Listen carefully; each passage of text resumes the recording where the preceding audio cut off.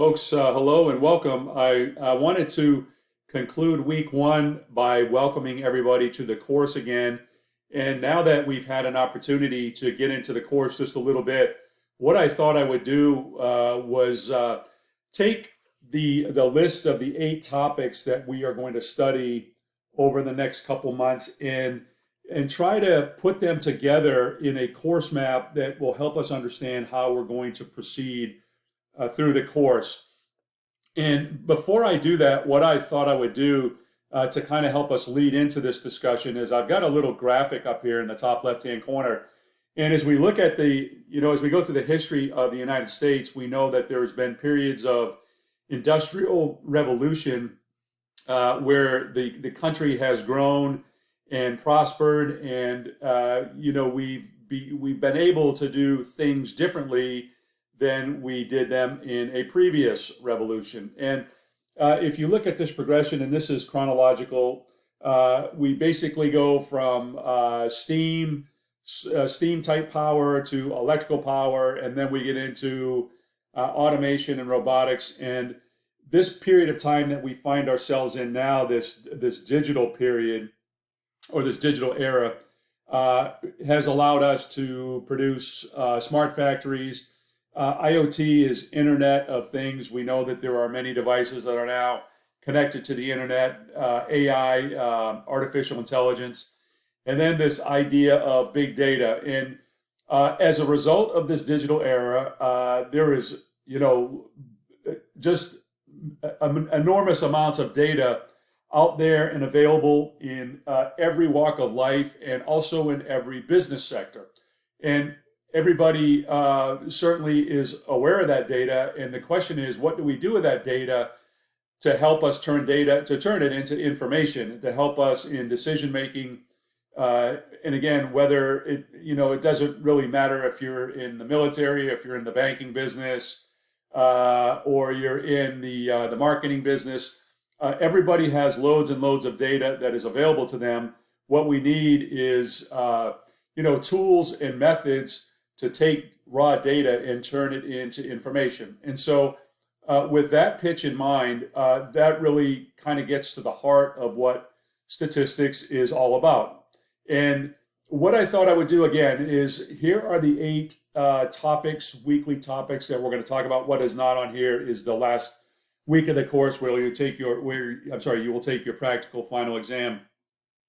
And so what thought I would do is up here, and I'll talk about this in a second, a basic roadmap of a simple beginning course in statistics, and try to take these topics and figure out how they go together with this map. And so what I thought I would do, let me just kind of focus on this piece, and then I will, after I do that, I will go back and I will help you understand where all 8 of these topics fit into this little roadmap. And so the 3 real big things we want to talk about here: descriptive statistics, inferential statistics, and probability.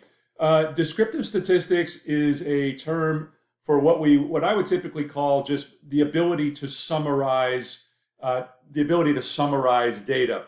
And when I talk about summarizing data, we're simply talking about the ability to take a large distribution of data. A distribution is just a fancy name for some amount of data, and we figure out how to summarize it.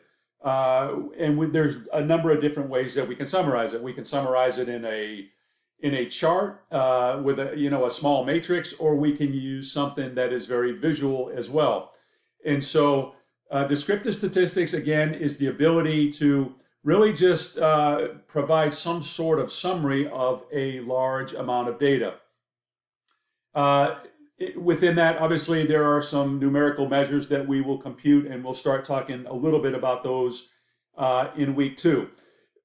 When we talk about descriptive statistics, let me say that we do that in what we consider to have as a one variable set of data, where we're simply looking at one measure.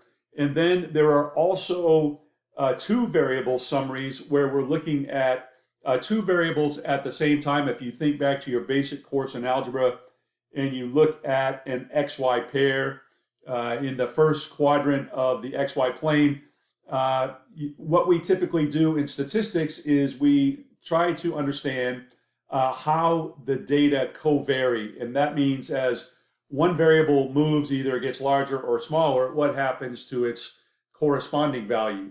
So descriptive statistics, again, really just our ability to summarize and visually inspect data. Before I talk about probability, let me go to this next branch of statistics. And this idea of inferential statistics is really a powerful technique that is made possible by using descriptive statistics and probability. I'll come back to this piece again. But inferential statistics effectively is this. What we endeavor to do in statistics is take some information about a sample. A sample is a subset of a population. So we could think, if you want to think population, let's think population of the United States for the sake of discussion. A sample of that population could be the group of us that is studying in our statistics course this term. And what we typically want to do in inferential statistics is we want to understand something about a population based on a sample. So the reason we do that is there's a couple reasons. Probably the most obvious is if I wanted to characterize the population of the United States, it would probably be something that I could never do because it's unlikely that I could ever get information from every citizen in the United States. So what I would do instead is I would take a representative sample of that population, and then we've got all sorts of nice techniques that we can use to make some inference, right? The inference that comes out of inferential statistics, and we can make inference about a population.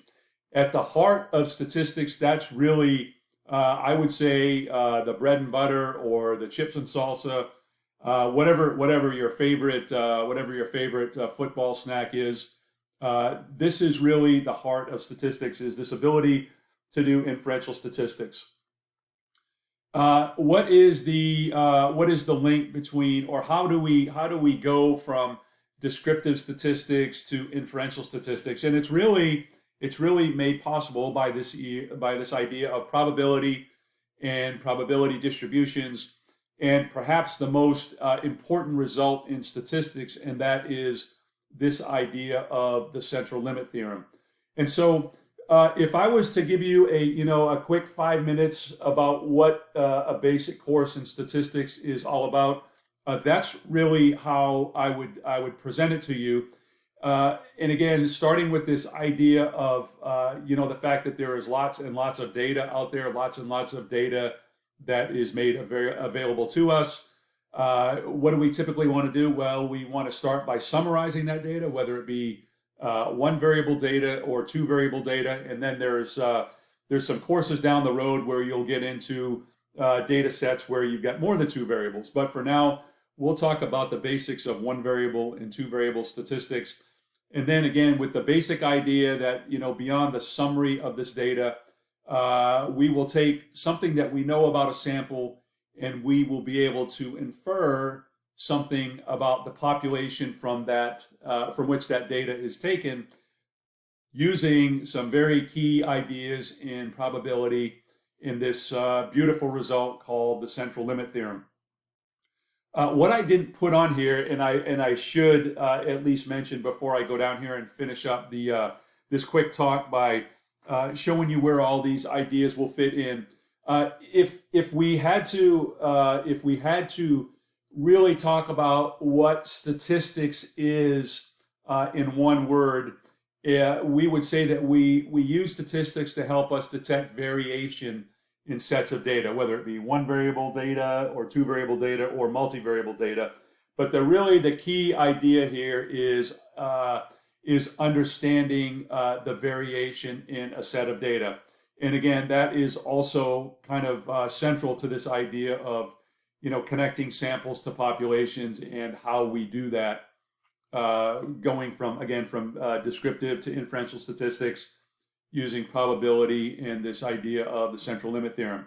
So let's see, this week, tables and graphs. So as we talked about, first taking a large set of data and summarizing it, well, we would typically summarize it in a table, and then depending on what sort of data it is, whether it's qualitative or quantitative, talk a little bit about that as we go through the course.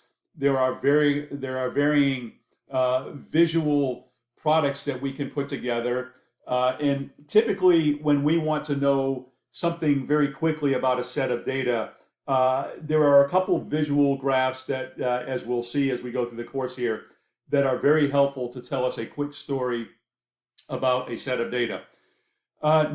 So as we embark on week 2, standardized scores, think of a large distribution of data. And if we're able to characterize it by using one simple measure of center and then a measure of how much variation there is in that data set, we might want to pick 1 or 2 values and understand where those pieces of data sit in reference to the mean and knowing the amount of variation that is in the data set. And so standardized scores, again, basically will tell us the position of a piece of data within a distribution as it relates to the measure of center and measure of spread. A correlation is this idea, remember I said in descriptive statistics, we have 1 variable and 2 variable statistics.